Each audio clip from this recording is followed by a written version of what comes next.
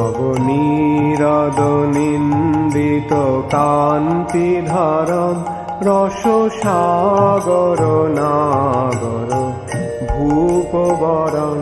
हरे कृष्ण, दंडवत प्रणाम। हम लोग श्रीमद् भागवतम के 7वें स्कंद पे हैं। आज हम लोग तीसरे अध्याय शुभारंभ करेंगे। पहले तीसरे अध्याय का ये समराइजेशन है। विनीता माता जी, आप पढ़ना चाहेंगे? हाँ प्रभु जी, पढ़ तो अध्याय 3। माइक सामने लेकर पढ़िए, माइक को सामने रखिए, बोलिए बोलिए। अध्याय 3, हिरण्यकशिपु की अमर बनने की योजना। इस अध्याय में बताया गया है कि हिरण्यकशिपु ने किस प्रकार भौतिक लाभ हेतु कठोर तपस्या की और उन्होंने ब्रह्मांड भर में उपद्रव मचा दिया। यहाँ तक कि इस ब्रह्मांड के प्रमुख ब्रह्मा जी भी कुछ विचलित हो गए और वे स्वयं यह देखने गए कि हिरण्यकशिपु इतनी कठोर तपस्या क्यों कर रहा है। हिरण्यकशिपु अमर होना चाहता था। वह चाहता था कि न तो वह किसी के द्वारा जीता जा सके, न जरा तथा रोग से पीड़ित हो, न ही किसी प्रतिद्वंदी द्वारा सताया जाए। इस प्रकार वह समस्त ब्रह्मांड का सर्वोपरि शासक बनना चाहता था। इस कामना से वह मंदर पर्वत की घाटी में गया और वहां उग्र देवतागण अपने अपने घरों वहां उग्र तपस्या तथा ध्यान करने लगा। हिरण्यकशिपु को ऐसी तपस्या में लगा देखकर देवतागण अपने अपने घरों लौट आए। किंतु जब हिरण्यकशिपु इस प्रकार से तपस्या में संलग्न था तो उसके सिर से एक प्रकार की अग्नि प्रज्वलित हो उठी, जिससे संपूर्ण ब्रह्मांड तथा उसके निवासी, जिसमें पशु पक्षी तथा देवता सभी सम्मिलित थे, उद्विग्न हो उठे। जब समस्त उच्च तथा निम्न लोक तप्त हो जाने के कारण रहने के योग्य नहीं रहे, तो समस्त देवता विचलित होकर स्वर्ग लोक के अपने आवासों को छोड़कर ब्रह्मा जी से भेंट करने तथा इस अनावश्यक ताप को कम करने हेतु प्रार्थना करने गए। देवताओं ने ब्रह्मा जी से हिरण्यकशिपु की महत्वाकांक्षा बतलाई कि वह अपने जीवन की अल्प आयु को जीतकर अमर होना चाहता है और समस्त लोगों का, यहाँ तक कि ध्रुव लोक का भी स्वामी बन जाना चाहता है। हिरण्यकशिपु के एकांत ध्यान का प्रयोजन सुनकर ब्रह्मा जी अपने साथ महर्षि भृगु तथा दक्ष जैसे महापुरुषों को लेकर हिरण्यकशिपु से भेंट करने गए। तत्पश्चात उन्होंने अपने कमंडल से हिरण्यकशिपु के सिर पर जल छिड़का। दैत्यराज हिरण्यकशिपु ने इस ब्रह्मांड के सृष्टा ब्रह्मा जी के समक्ष अपना सिर झुकाकर उन्हें बारंबार सादर प्रणाम नमस्कार किया तथा प्रार्थना की। जब ब्रह्मा जी ने वर देना स्वीकार कर लिया तो उसने प्रार्थना की कि वह किसी जीव द्वारा न तो किसी ढके या खुले स्थान में ये मारा जाए, न दिन में या रात में मरे, न वह किसी हथियार से स्थल में या वायु में मारा जाए, न वह किसी पशु, मनुष्य, देवता या अन्य जीवित या मृत प्राणी द्वारा मारा जाए। उसने संपूर्ण ब्रह्मांड पर अपनी श्रेष्ठता हेतु भी प्रार्थना की तथा उसने अनिमा, लघिमा इत्यादि 8 लोक सिद्धियों के लिए भी प्रार्थना की। हरे कृष्ण। श्री नारद उवाच हिरण्यकशिपु राजन् अजेयम् अजरामराम्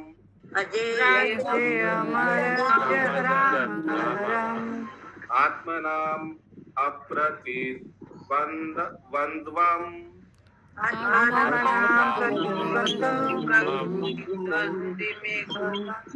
एकराजं वधिष्ठता।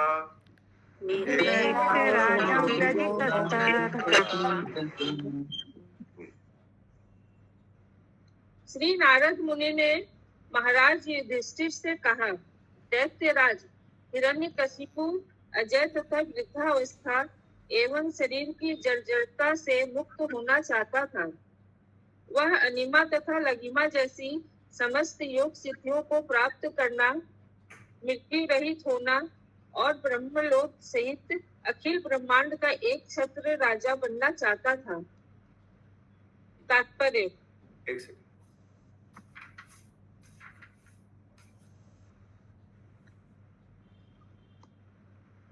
तो देखिए, ये पिछले अध्याय से कंटिन्यू हो रहा है। नारद उवाच, नारद मुनि युधिष्ठिर महाराज को बोल रहे हैं हिरण्यकशिपु के बारे में।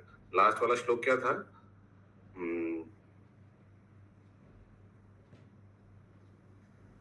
हिरण्याक्ष इस तरह ये हिरण्यकशिपु इनका पुत्र और बच्चों को समझा रहे थे, सांत्वना दे रहे थे। तो ये सब नारद मुनि क्यों बोल रहे कि युधिष्ठिर महाराज का क्या प्रश्न था? कौन बता पाएगा?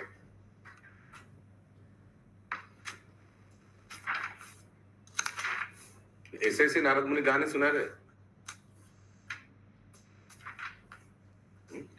बोला था कि शिशुपाल के लिए वो प्रश्न, वो उसका बोल दिया था।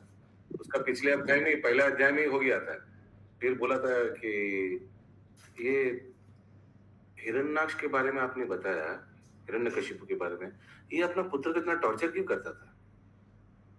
उसके उत्तर में अभी बता रहे हैं कि कैसे हिरण्याक्ष मर गया, फिर हिरण्यकशिपु अभी वरदान प्राप्त करेगा, फिर उनका बेटा प्रहलाद आएगा, वो टॉर्चर करेगा, उसको टॉर्चर करेगा। हाँ? तो यही प्रश्न का उत्तर में नारद मुनि युधिष्ठिर महाराज को बता रहे हैं। जल्दी से कोई ढूंढ के निकाली तो वो प्रश्न का श्लोक देखते हैं, कौन फटाफट ढूंढ के निकालते हैं।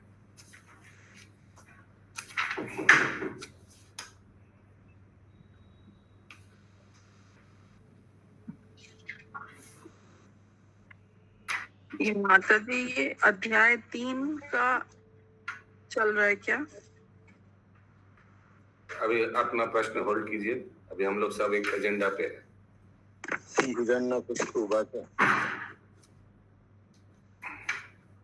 क्या बोल रहे हैं?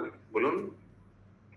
बाल एवं प्रबोधति, ये क्या है? 58 नंबर क्या लोग हिरण्यकशिपु वाचो।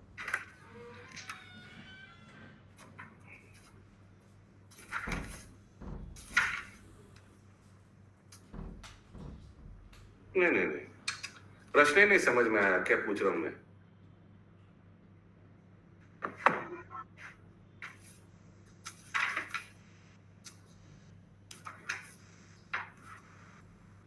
की प्रश्नों को लाम बुद्धि बन गई। श्लोक में ही तो है प्रभु। पहले माने क्या? श्लोक का कोई नंबर होता है या पहले श्लोक का दूसरा श्लोक होता है? वही अध्याय 2 का पहला श्लोक के तात्पर्य में ही पहला लाइन तो है। तात्पर्य हाँ, युधिष्ठिर ने श्री नारद मुनि से पूछा कि हिरण्यकशिपु अपने पुत्र भक्त प्रहलाद से इतनी ईर्ष्या क्यों करता था। हाँ, तो ये पहला श्लोक में, तात्पर्य में नहीं, अनुवाद में है। यस, यही वाला तात्पर्य में है तो, तात्पर्य में है तो। अच्छा, तात्पर्य में है, ठीक है। तो देखिए, my dear king Yudhishthira, when Lord Vishnu in the form of Varaha the boar, नहीं ये नहीं है, ये श्लोक नहीं है। युधिष्ठिर उवाचा होगा ना। युधिष्ठिर प्रश्न करता है। यस, पहला अध्याय का अंतिम श्लोक देखिए सब। पहला अध्याय का अंतिम श्लोक में युधिष्ठिर क्या बोल रहे हैं? युधिष्ठिर महाराज, अनुवाद पढ़िए प्रीति में नंद प्रिया माता जी।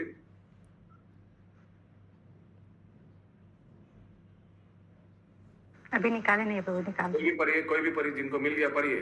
प्रभु जी। महाराज युधिष्ठिर ने पूछा, हे नारद मुनि, हिरण्यकशिपु तथा उसके प्रिय पुत्र भक्त प्रहलाद महाराज के बीच ऐसी शत्रुता क्यों थी? भक्त प्रहलाद महाराज भगवान श्री कृष्ण के इतने बड़े भक्त कैसे बने? कृपया यह मुझे बतलाएं। उस प्रसंग में नारद मुनि पूरा श्रवण करा है, ठीक है। तो प्रश्न आ सकता है महामुकुटमणि माता जी कि पहला प्रश्न क्या था? शिशुपाल क्यों अंदर गया, भगवान के प्रवेश के लिए? उत्तर दिया। तो दूसरा प्रश्न कर रहा है। और एक्चुअली उधर क्या अनुष्ठान चल रहा था? मुकुंद प्राण प्रभु, अनम्यूट करके बताइए, क्या अनुष्ठान चल रहा था? नहीं पता पड़े नहीं इसी प्रश्न पूछता हूँ, क्या चल रहा था बताइए कोई भी। राजस्व यज्ञ चल रहा था प्रभु, राजस्व यज्ञ। हाँ, तो युधिष्ठिर महाराज ने राजस्व यज्ञ का आयोजन किया था, उस समय इस घटना घटा। ओके,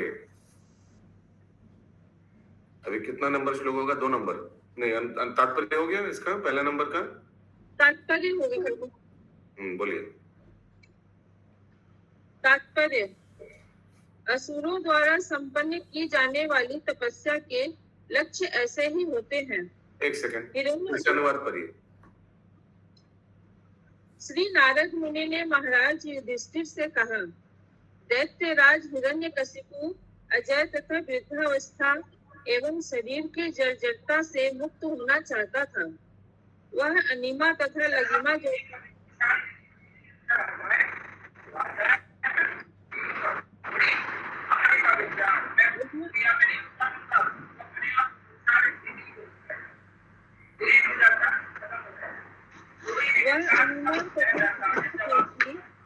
समस्त योग सिद्धियों को प्राप्त करना, मृत्यु रहित होना और ब्रह्मलोक सहित अखिल ब्रह्मांड का एक चित्र राजा बनना चाहता था। तात्पर्य, असुरों द्वारा संपन्न की जाने वाली तपस्या के लक्ष्य ऐसे ही होते हैं।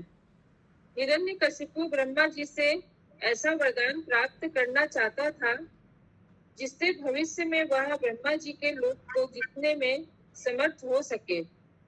इस प्रकार एक अन्य दैत्य ने शिव जी से वर प्राप्त किया, किंतु उसके पश्चात वह उसी वर से शिव जी को मारना चाहता था। इस प्रकार स्वार्थी व्यक्ति असुरी तपस्या द्वारा अपने ही उपकारी को मारना चाहता है, जबकि वैष्णव श्री भगवान का नित्य दास बना रहना चाहता है। हरे कृष्ण। और बीच बीच में ना थोड़ा ये आवाज जो आता है ना, कोई हैंड रेस करने से तब रुक जाने का है, ठीक है? तो उतना होशियार होना पड़ेगा। यस प्रभु जी, भस्मासुर का बात हो रहा है क्या? हाँ जी, जो भस्मासुर मारने का। हाँ, कंटिन्यू। जबकि वैष्णव श्री भगवान का नित्य दास बना रहना चाहता है और श्री भगवान के पद को कभी भी प्राप्त करना नहीं चाहता। सायुज्य मुक्ति के द्वारा जिसकी कामना प्राय असुरगण करते हैं, मनुष्य श्री भगवान के अस्तित्व में तदाकार हो जाता है। किंतु यद्यपि भले ही कोई अद्वैतवाद का लक्ष्य प्राप्त कर लेता है, उसे पुनः इस संसार में संघर्ष करने हेतु नीचे गिरना पड़ता है। हरे कृष्ण।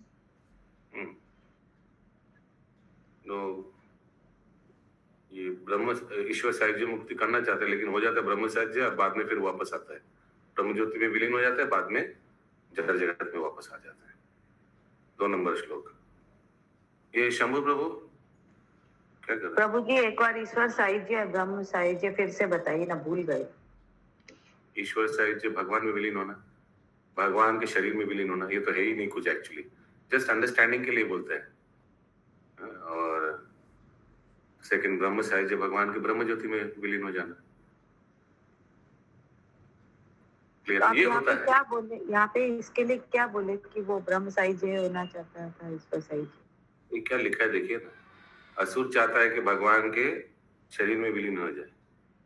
और ये हो भी जाता है कभी कभी, तो ये हो जाता है तो उसको क्लैरिफाई करना पड़ेगा ना। कोई सोचता है कि सचमुच हो जाता है भगवान के शरीर में विलीन। शरीर में विलीन माने ब्रह्म ज्योति में विलीन, और फिर बाद में जड़ जगत में वापस। ठीक है? हरे कृष्णा प्रभु जी। प्रभु जी, दोनों को ही ईश्वर साहित्य को भगवान में विलीन होना जैसे बोला गया है, तो भगवान में तो भी तो विलीन नहीं होता ना। वही तो मैं बोलना प्रयास कर रहा हूँ कब से। ये अब ब्रह्म साहित्य जो बता रहे हैं उसका, लीजिए, ये टर्म है, टर्मिनोलॉजी है ईश्वर साहित्य, लेकिन ये होता नहीं है कभी। यही मैं बार बार समझाने का प्रयास कर रहा हूँ। प्रभु जी, वही जो शिशुपाल के मतलब भगवान के चरणों, तो वही तो युधिष्ठिर महाराज दिखा रहे, तो भगवान के चरणों में चला गया, भगवान के शरीर में प्रवेश किया। ठीक है, देखा है, लेकिन ऐसा हुआ नहीं है। आई डोंट नो, ये कितना बार मैंने ये तो बताते रहता हूँ, ईश्वर साहित्य होता नहीं है। टर्मिनोलॉजी है समझाने के लिए, क्योंकि कोई कोई बोलता है कि ईश्वर साहित्य भगवान हो जाएंगे, हम भगवान बन जाएंगे, मृत्यु के बाद भगवान में विलीन हो जाएंगे, हम भी मिनी भगवान हो जाएंगे। ये होता नहीं है। वो भेज देता है ब्रह्म ज्योति में, उधर जाके बनाओ, फिक्स डॉट बन के रहो, ठीक है। ये समझाने के लिए। ओके, आगे 2 नंबर श्लोक। सतेपे मंदराद्रोण्याम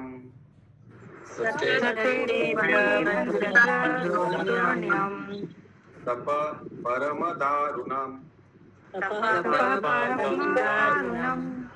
ऊर्ध्वबाहुर नभो दृष्टि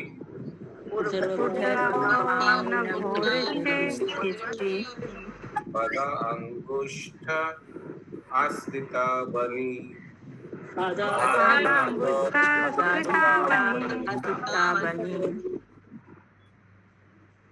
हिरण्यकशिपु ने मंदर पर्वत की घाटी में अपने पांव के अंगूठे के बल भूमि पर खड़े होकर अपनी भुजाएं ऊपर किए तथा आकाश की ओर देखते हुए अपनी तपस्या प्रारंभ की।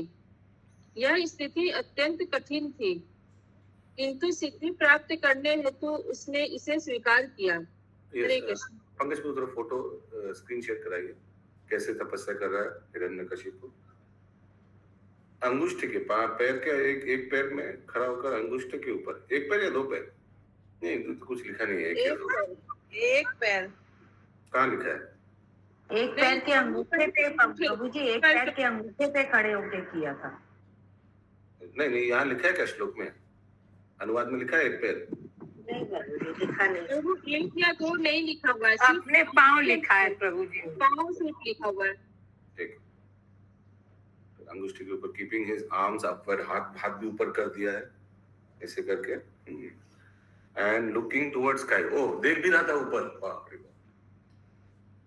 This position was extremely difficult but he accepted. कोई किसी को आता है ये वाला आसन जो भी है, हिरण्यकशिपु आसन, किसी को आता है?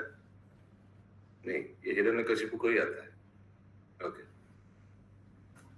अरे हम लोग उधर भी हम लोग का योगा सेशन हुआ था। हम लोग जो गए थे कन्हैया नाट्यशाला में, बहुत सुंदर योगा सेशन हुआ। हम लोग सब आएगा, वीडियोज आएगा आस्ते आस्ते। प्रभु, योगा टीचर कौन थे? मेरा योगा टीचर था, वो भी गए। वो उधर हम लोग का योगा सेशन कराया मॉर्निंग में, बहुत अच्छा था। आप लोग मिस किया।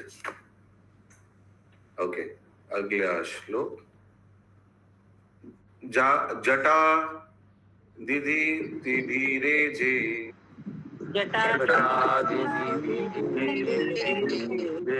संवर्तार्का इवांशुभि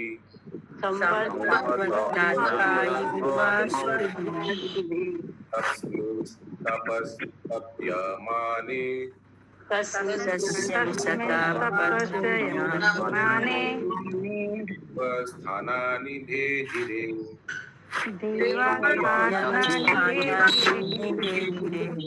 जिनका भी बैकग्राउंड में नॉइज है, बहुत तेज पंखा चल रहा है, कोई कटिंग टुंटांग आवाज कर रहा है, मत अनम्यूट करिए। एक आदमी के लिए 40-48 आदमी का डिस्टर्ब होगा। पीछे बैकग्राउंड आवाज आ रहा है, म्यूट में बोलिए श्लोक, कोई दिक्कत नहीं। अनुवाद।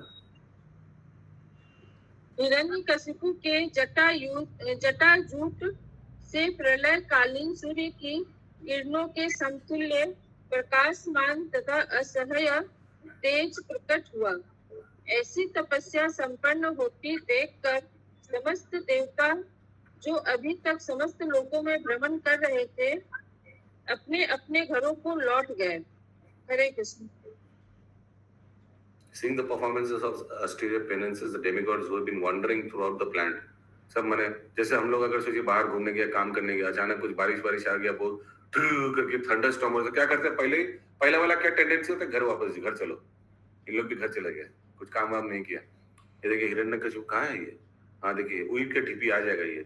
हिरण्यकशिपु दिख रहा है, वो हाथ ऊपर, सर से देखिए वो ज्योति निकल रहा है, ऊपर की तरफ देख रहा है, और ये नीचे जो पर्वत दिख रहा है ना, वो उसका शरीर है, शरीर ढक गया, पूरा ढिपी हो गया। उई का ढिपी समझते हैं आप लोग? हाँ, वैसे उई का ढिपी हो गया, उईपो का ढिपी। अगला श्लोक, रहने दीजिए इसको, थोड़ा फोटो को रहने दीजिए। तस्य मूर्धना, अच्छा बहुत लोग तो पढ़ नहीं पाएगा फिर। तस्य मूर्धना समुद्भूता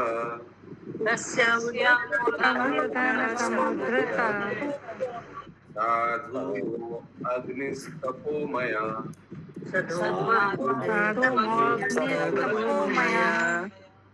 तिर्यक् ऊर्ध्वम् अधो लोकान्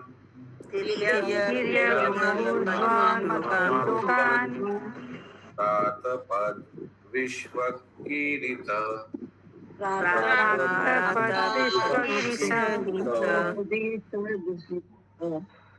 फोटो फोटो फिर से फोटो शेयर करिए। कंटिन्यू अनुवाद। रोहिणी माता जी म्यूट करिए। अनुवाद। हिरण्यकशिपु की कठिन तपस्या के कारण उसके सिर से अग्नि प्रकट हुई और यह अग्नि अपने धुएं सहित आकाश भर में फैल गई।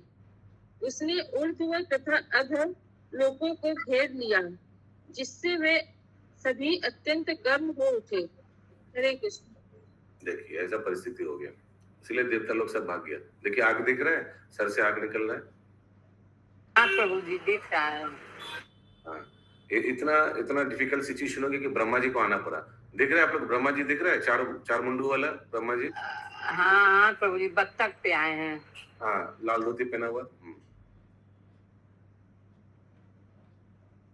चुक्षुभुर नद उदन्वन्त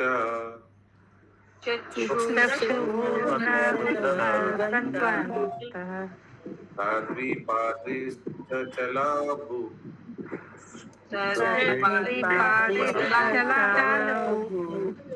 निपेतु तग्रहास्तारा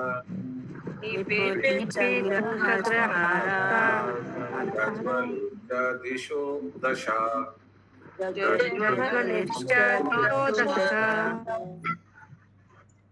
उसकी कठिन तपस्या के बल से समस्त नदियां तथा सभी समुद्र उद्वेलित हो उठे।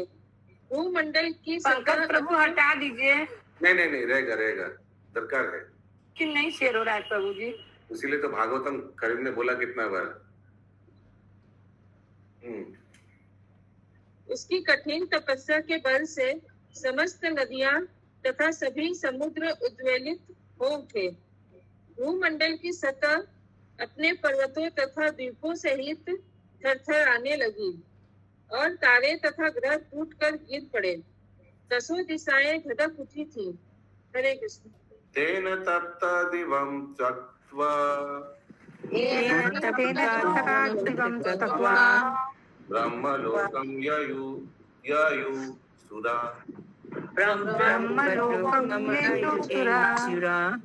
धात्रिना विज्ञापत्यम् आसु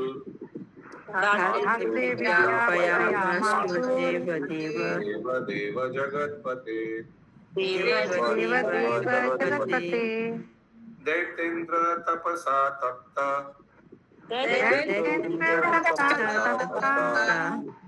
स्थातुं न शक्नुमः।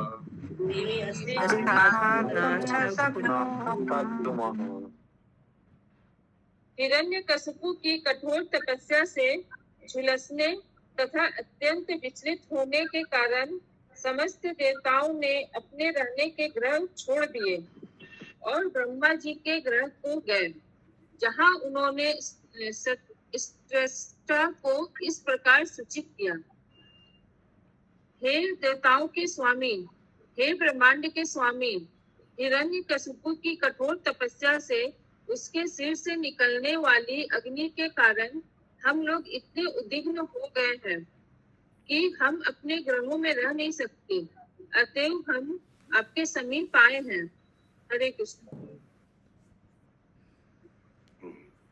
देखिए ब्रह्मा जी के पास गए, ब्रह्मा जी को कैसे संबोधन करा, क्या बोलकर? देवताओं के स्वामी, ब्रह्मांड के स्वामी, देवताओं के स्वामी।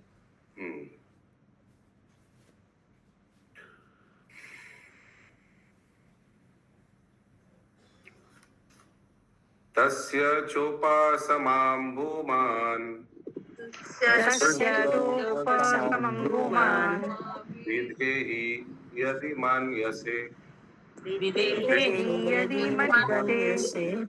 लोकना यावन् नान्यन्ति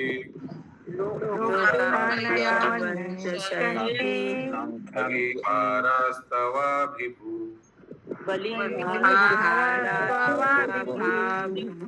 शुभ प्रभु पढ़िए, बुक आ गया।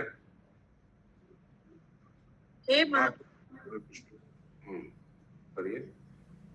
हे महापुरुष, हे ब्रह्मांड के प्रमुख, यदि आप उचित समझें तो इन समस्त उत्पातों को जो सब कुछ विनष्ट करने के उद्देश्य से हो रहे हैं, कृपा करके रोक दें, जिससे आपकी आज्ञाकारी प्रजा का संहार न हो। ठीक है, ये फोटो में इसलिए रखा, बाद में उई का डीपी हो गया। उई डीपी दिखाई दे रहा है ना, इस श्लोक में आएगा बाद में। ठीक है, ये पंकज थोड़ा प्लीज स्क्रीन शेयर हटा दीजिए। 8 नंबर श्लोक। तस्याम किल संकल्पस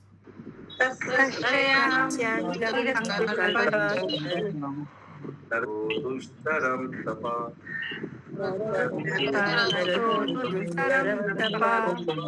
ताम किम न विदितास तवात आपि निवेदितम। हिरण्यकशिपु ने अत्यंत कठिन तपस्या का व्रत ले रखा है। यद्यपि आपसे उसकी योजना छिपी नहीं है, तो भी हम जिस रूप में उसके मंतव्यों का निवेदन कर रहे हैं, कृपा करके उन्हें सुन लें। तो ब्रह्मा जी को तो मालूम है क्यों कर रहा है, फिर भी दोहरा रहे हैं। किसके लिए दोहरा रहे हैं? एक्चुअली हम लोग के लिए दोहरा रहे हैं। हम लोग को तो मालूम नहीं था ना, तभी देवता लोग बताएगा क्यों कर रहे हैं सब कुछ। अच्छा, तो एक बात बताइए, ये हिरण्यकशिपु का क्या उद्देश्य है? ये देवता लोगों को कैसे पता चल गया? ब्रह्मा जी को कैसे पता चल गया?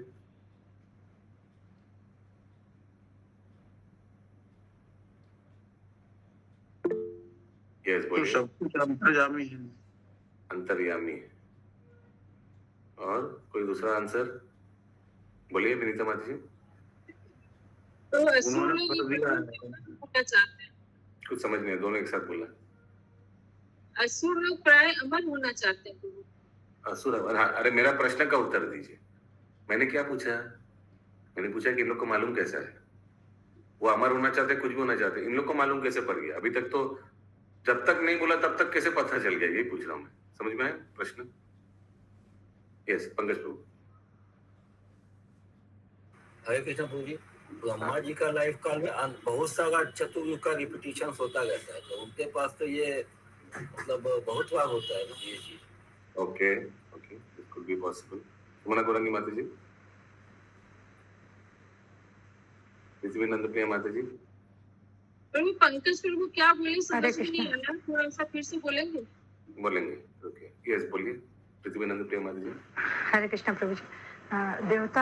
देवता लोग को ब्रह्मा जी को हिरण्याक्ष का वध पता था, ज्ञात था, और हिरण्यकशिपु जो अपना उपदेश दे रहा था वो भी ब्रह्मा जी को पता था, देखे थे। तो और क्या बोला आपने? हिरण्यकशिपु जो अपने परिवार को उपदेश दिया, ज्ञान दिया, तो सबको विदित था। देवता लोग तो वही आसपास रहते हैं, तो इस तरह से वो लोग जानते थे कि इनका जो मंतव्य है कि विष्णु से बदला लेना, इसी के लिए वो कठोर तपस्या कर रहे हैं। Absolutely, yes. वो बोल रहा था विष्णु शत्रु है, तुम लोग ये सब करो, हम विष्णु को संभाल रहे। याद है ये सब श्लोक? याद है? तो मुझे शुरू में ही वो बोले थे ना कि मैं विष्णु का से बदला लूंगा।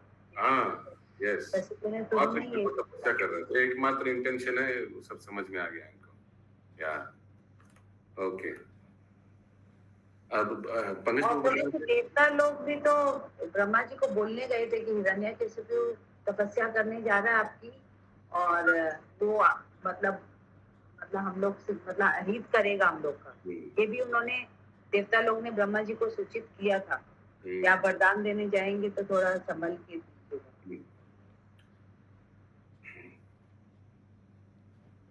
तो ये सब तो पंकज को बता रहे थे कि दूसरे कल्प में भी तो ये सब हो चुका है, तो ब्रह्मा जी तो अलग अलग कल्प में रहता है, तो उनको इस तरह से मालूम पड़ गया होगा।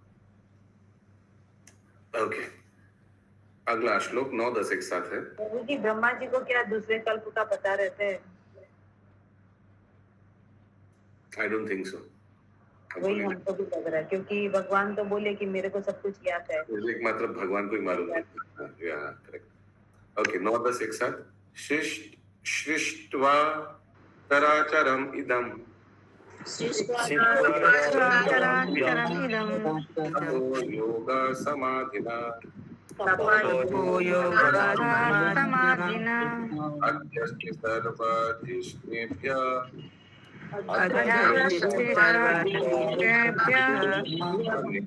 निजासनम्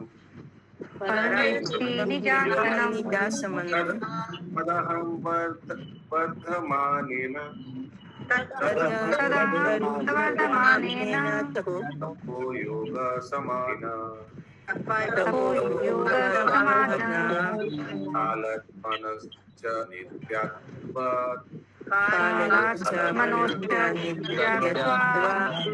साधयिष्येत आत्मना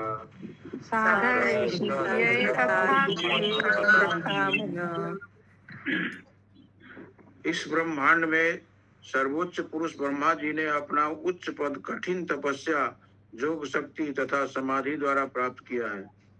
फलस्वरूप इस ब्रह्मांड की सृष्टि करने के पश्चात वे इसके सर्वाधिक पूज्य देवता बने हैं। चूंकि मैं शाश्वत हूँ और काल भी शाश्वत है, अतएव मैं ऐसी ही तपस्या, योग शक्ति तथा समाधि हेतु अनेक जन्मों तक प्रयास करूंगा और वह स्थान ग्रहण करूंगा जो ब्रह्मा जी ने प्राप्त किया है। ऐसे ये बोल रहा है हिरण्यकशिपु ऐसे। तो देवता लोग हिरण्यकशिपु को कोट कर रहे हैं एक्चुअली, देखा जाए तो ना। Hiranyakashipu kindly listen as we submit his intention. Submit his intention Hindi में क्या लिखा था पिछले श्लोक में, अनुवाद में उनका प्रस्ताव क्या लिखा था बताइए अशोक प्रभु। पिछले श्लोक का अनुवाद 8 नंबर का अनुवाद पढ़िए, लास्ट वाला पार्ट। तो भी हम जिस रूप में उसके मंतव्यों का निवेदन कर रहे हैं, उन्होंने जो सोच के रखा है अभी निवेदन कर रहे थे, हिरण्यकशिपु को कोट कर रहा है। देखिए इसलिए 9 नंबर के 9-10 के श्लोक में कोटेशन दिया हुआ है ना अनुवाद में, विद इन कोट्स। ये हिरण्यकशिपु का इंटेंशन है जो ब्रह्मा बनना चाहता है। यस प्रीता माता जी। प्रभु जी यहाँ पे जो बोल रहा है, चूंकि मैं शाश्वत हूँ और काल भी शाश्वत है, तो प्रभु वो तो अभी इसको वरदान मिला नहीं है, तो फिर वो कैसे? अरे क्योंकि उनको इस्कॉन का यूथ क्लास ज्वाइन किया है, उनको मालूम है मैं आत्मा हूँ। वो अभी कितना कुछ सुंदर सिखाया ना लोगों को। तो मैं शाश्वत हूँ, क्या गलत है? आत्मा शाश्वत है, सही बोला। तो वो मालूम था, ये सब उसको मालूम है, लेकिन बदमाशी बुद्धि भी ये सब अच्छा से मालूम है उसको। कितना अच्छा से बड़ा चैप्टर। या तात्पर्य हिरण्यकशिपु का संकल्प ब्रह्मा जी के पद को पा लेने का था, परंतु यह असंभव था क्योंकि ब्रह्मा जी की आयु अत्यंत दीर्घ थी, जैसा कि श्रीमद् भगवद गीता 8.17 में पुष्टि की गई है। सहस्त्र युग पर्यंतम ब्रह्मणो विभु। ब्रह्मा जी का एक दिन 1000 युग के तुल्य है। ब्रह्मा जी की आयु अत्यंत दीर्घ है, फलस्वरूप हिरण्यकशिपु के लिए उनका पद प्राप्त कर सकना असंभव था। हरे कृष्ण। सहस्र युग पर्यंतम, सहस्र मने 1000। 100 के लिए क्या आता है श्लोक में?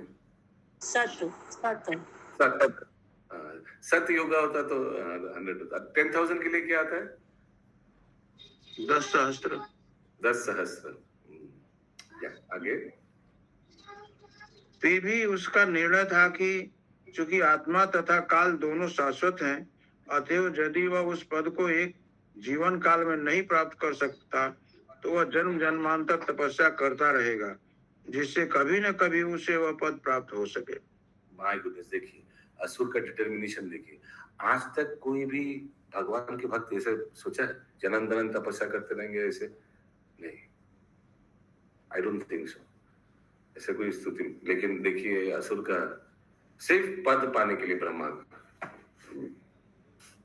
यस, क्या हुआ? अंग्रेजी कहाँ से आ गया था बीच में? ओके, 11 नंबर श्लोक।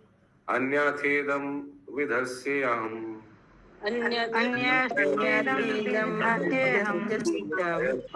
पूर्वम ओजसा मन्य काल निवृत्ते कल्पान्ते वैष्णवादिः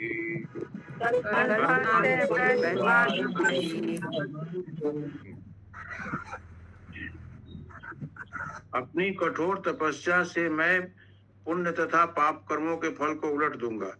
मैं इस संसार की समस्त स्थापित प्रथाओं को पलट दूंगा। कल्प के अंत में धूलोक भी मिट जाएगा। अतः इसका क्या लाभ है? मैं तो ब्रह्मा जी के पद पर बना रहना अधिक पसंद करूंगा। देवता लोग बोले लग रहा है वीडियो रिकॉर्ड या ऑडियो रिकॉर्ड किया है, पूरा तुम रिकॉर्ड चला दिया ब्रह्मा जी के सामने, ऐसे बोल रहा है हिरण्यकशिपु। तात्पर्य, देवताओं ने ब्रह्मा जी को हिरण्यकशिपु का आसुरी संकल्प का सुनाया। उन्होंने सूचित किया कि हिरण्यकशिपु समस्त मान्य सिद्धांतों को पलट देना चाहता है। मनुष्य इस भौतिक जगत में कठिन तपस्या करके स्वर्ग लोग चले जाते हैं, परंतु हिरण्यकशिपु नहीं चाहता था कि मनुष्य स्वर्ग में सुखी रहें, क्योंकि देवता स्वर्ग में रहते हुए भी उसके विरुद्ध कूटनीतिक विचार रखते थे। वह चाहता, बोला ना, तो बीच बीच में थोड़ा देखना पड़ेगा, कोई हैंड रेस कर रहा है या जो रीडिंग कर रहा है। बोलिए, क्या प्रश्न है आपका? देवताओं ने ब्रह्मा को हिरण्यकशिपु का आसुरी संकल्प का सुनाया। तो प्रभु जी, ये हिरण्यकशिपु क्या किससे बोल रहा है जो देवता लोग सुन लिए? किसको बोला? वो तुम देवता लोग को पता होगा कब इन लोग ने रिकॉर्ड किया। अभी तो रिकॉर्ड चला के सुना रहा है, वो तो लिख दिया नहीं है भागवतम में कैसे रिकॉर्ड किया, क्या वो रिकॉर्ड किया, ठीक है। लेकिन यहाँ अनुवाद में एक चीज है कि ध्रुव लोक को भी हम लोग खत्म कर देंगे, ऐसे लिखा हुआ है। कोई बोल सकता है क्यों ये बोल रहा है हिरण्यकशिपु? ध्रुव लोक का क्यों मेंशन किया?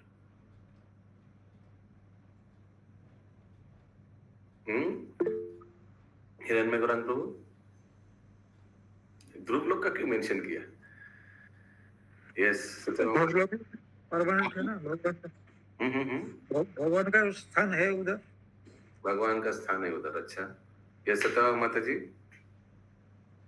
प्रभु, वे क्योंकि देवता स्वर्ग में रहते हुए भी उसके विरुद्ध कूटनीति का विचार रखते हैं। मेरा प्रश्न था ध्रुव लोक का क्यों मेंशन किया?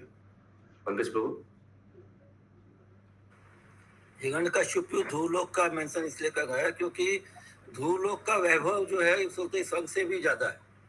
वो यहाँ पे लगता है कि वो भी कल्प के बाद खत्म हो जाए, तो बोले क्या वेस्ट ऑफ ये होगा, इसलिए उसका कुछ भोग करने के लिए वो उसका मेंशन कर रहा है। What a waste, what a लिख भी है, what is the use of it, अगले बार में लिखा हुआ है। Yes, okay. मेरा क्वेश्चन है प्रभु जी, देवता स्वर्ग में रहते हुए भी उसके विरुद्ध कूटनीति का विचार रखते हैं। फिर से बोलिए। देवता स्वर्ग में रहते हुए भी उसके विरुद्ध, उसके मतलब किसके? अच्छा, पढ़ के सुना रहे कहीं से? यहाँ यार लिखा हुआ ऐसा ना। तो ऐसे बोलिए ना, हम सोचा प्रश्न कर रहे हैं। मतलब इसका समझ में नहीं आया ये मेरे को।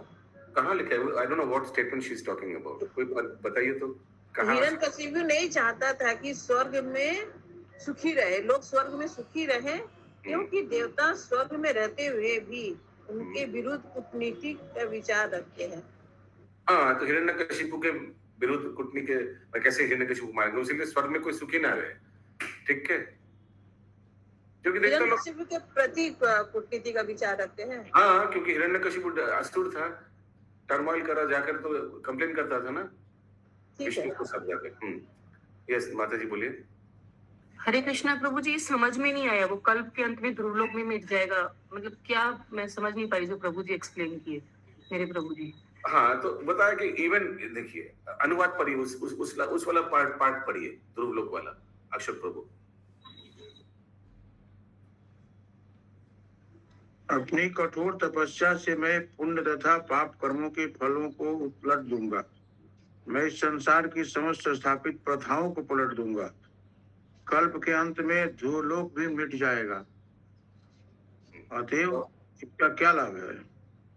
मैंने ध्रुवलोक ये जल जगत में भी है, जैसे प्रभु बता रहे थे, ये बहुत ऐश्वर्यपूर्ण है। What is the point of it? इसको रख के क्या फायदा है? हटाओ इसको, ऐसे कुछ। ये सोना गौरा की माता जी। तो ध्रुव लोक तो का तो कभी बोलते कल्प मतलब ब्रह्मांड के नष्ट होने पर भी ध्रुव लोक का अंत नहीं होता, वो वैकुंठ ही है एक तरह का। ये ध्रुव लोक का द्वार कौन? कल्प के अंत में ध्रुव लोक का ये बलि महाराज जी कौन सा लोक दिया था?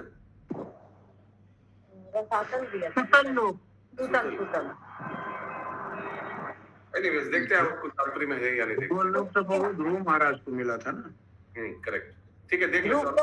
ध्रुव लोक तो वैकुंठ ही बोला जाता है इस ब्रह्मांड का। हटाओ इसको, क्या दरकार है ना, माने ना रहेगा स्वर्ग लोक, ना देगा ध्रुव लोक, हटाओ सब ऐसे कुछ। ध्रुव लोक तो बोलते हैं ब्रह्मांड के रहने के बाद भी रहता है। ओके, ये बोल रहा है। अभी ये तो कुछ भी बोल सकता है तो पागल माने असुर। तो इसका बात में इतना सीरियस मत लीजिएगा। तो अपना कठिन तपस्या के बल पर बोलता होगा सब कुछ समाप्त हो जाएगा, मैं इतना तपस्या करूंगा, ऐसा तो यही तो सब ये अपना अपना ड्रीम्स दिखा रहे। क्या एक था ना मुंगेरी लाल के हसीन सपने, तो ये सब बोलते जा रहे, कुछ होगा क्या ऐसे? कुछ दिन बाद मारा ही जाएगा। अभी नरसिंह भगवान मार देगा, तो ये इसका संकल्प क्या चाराना भी दाम नहीं है। अभी प्रभु की नरसिंह चतुर्दशी आ भी रहा है। हाँ, 11 तारीख को मारा जाएगा। हरे कृष्णा प्रभु जी, ये ब्रह्मा का भी पद तो परमानेंट नहीं है। हाँ जी, ओके आगे। यस बोलिए, क्या आपका प्रश्न है विनीता माता जी? प्रभु जी, यहाँ पे जो ध्रुव लोक है वो तो सभी लोकों में सबसे बड़ा लोक है, तो जब वही नहीं रहेगा तो बाकी। आप पहले वाला सेंटेंस क्लैरिफाई करते, आपने बोला सभी लोगों से सबसे बड़ा लोक है, ये हमको मालूम नहीं, मेजरमेंट दिखा नहीं। ओके जय हो, आगे बोलिए नेक्स्ट। तो जब सबसे बड़ा होने के कारण भी नहीं रहेगा तो फिर तो बाकी सब तो नहीं रहेगा। लेकिन एक बार प्रभु हमको यहाँ पे डाउट हो रहा है, मतलब कंफ्यूजन हो रहा है कि कल्प के अंत में, जब कल्प का अंत होगा तब तो ब्रह्मा जी भी नहीं रहेंगे ना। तो बोलिए पूरा प्रश्न। हाँ, तो जब वो ब्रह्मा जी भी नहीं रहेंगे तो फिर ये ब्रह्मा जी का पद क्यों लेना चाह रहा है? अरे उतना थोड़ी सोचा, ब्रह्मा जी कल्प के अंत में नहीं रहेगा तो दूसरा ब्रह्मा आ जाएगा। ब्रह्मा का आयु खत्म होता है, इसका मतलब नहीं कि ब्रह्मा कल्प के अंत में तो ब्रह्मा जी रहते हैं। ब्रह्मा के जी को 100 साल, हाँ 100 साल उम्र है। कल्प मतलब तो एक दिन ब्रह्मा जी का। अगर ब्रह्मा जी के सोचिए आयु भी तक चला गया, कोई बात नहीं, सोचिए आयु भी चला गया, तो ब्रह्मा जी जब खत्म हो जाते हैं क्या और एक ब्रह्मा नहीं आता है क्या? ब्रह्मा जिनके जाने के बाद क्या पूरा खत्म हो जाता है क्या? ठीक है, आगे आगे बोलिए। वाह वाह, सब इसमें एकदम चाहता था कि जो मनुष्य अचानक दुकान में जब एक कस्टमर आता है तो एकदम पूरा भर जाता है, वैसे कुछ। हाँ बोलिए। वह चाहता था कि जो मनुष्य इस संसार में भौतिक व्यवहार के द्वारा सताए जाते हैं वे स्वर्ग में भी दुखी रहे। वास्तव में वह ऐसा उत्पीड़न सर्वत्र चालू करना चाह रहा था। वो यह पूछ सकता है कि यह कैसे संभव होगा, क्योंकि विश्व की व्यवस्था तो अनंत काल से चली आ रही है, किंतु हिरण्यकशिपु को घमंड था कि वो अपनी तपस्या से सब कुछ कर लेगा। यहाँ तक कि वैष्णवों की स्थिति को भी असुरक्षित बना देना चाहता था। ये आसुरी संकल्प के कुछ लक्षण हैं। आज का अंतिम श्लोक 12 नंबर। इति शुश्रुमा निर्बंधम परममाश्रिता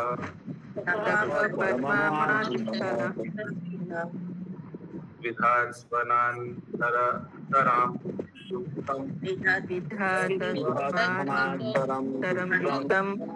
स्वयं भुवनेश्वर।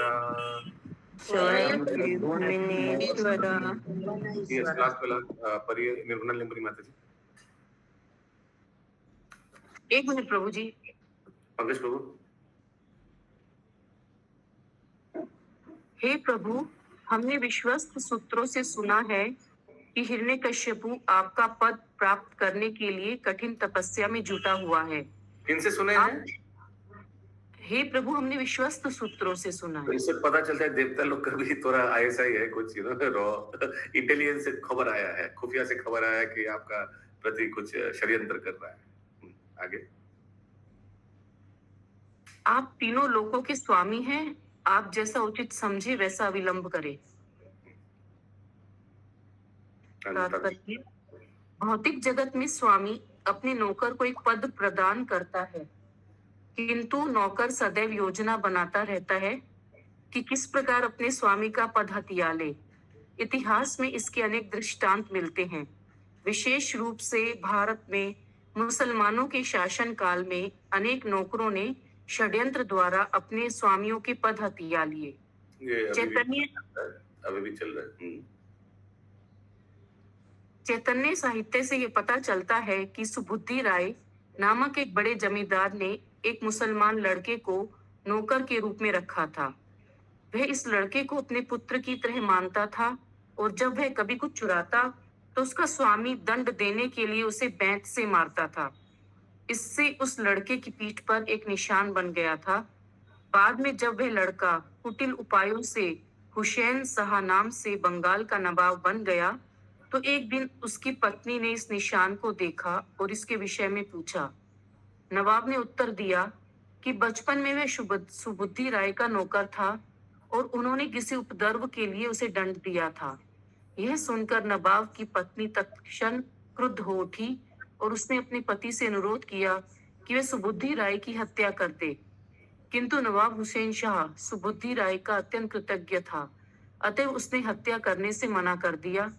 किंतु जब उसकी पत्नी ने अनुरोध किया कि वे सुबुद्धि राय को मुसलमान बना ले तो नवाब राजी हो गया। उसने अपनी सुराही से कुछ जल निकाल कर सुबुद्धि राय पर छिड़क दिया और यह घोषित कर दिया कि सुबुद्धि राय अब मुसलमान हो गया है। बात यह है कि यही नवाब पहले सुबुद्धि राय का सामान्य नौकर था, किंतु येन केन प्रकारेण वह बंगाल के नवाब का श्रेष्ठ पद प्राप्त करने में सक्षम रहा। ऐसा है यह भौतिक संसार। प्रत्येक व्यक्ति नाना प्रकार की युक्तियों से स्वामी बनना चाहता है। यद्यपि प्रत्येक व्यक्ति अपनी इंद्रियों का दास है। इस पद्धति पर चलकर प्रत्येक जीव भले ही अपनी इंद्रियों का दास क्यों न हो, संपूर्ण संसार का स्वामी बनना चाहता है।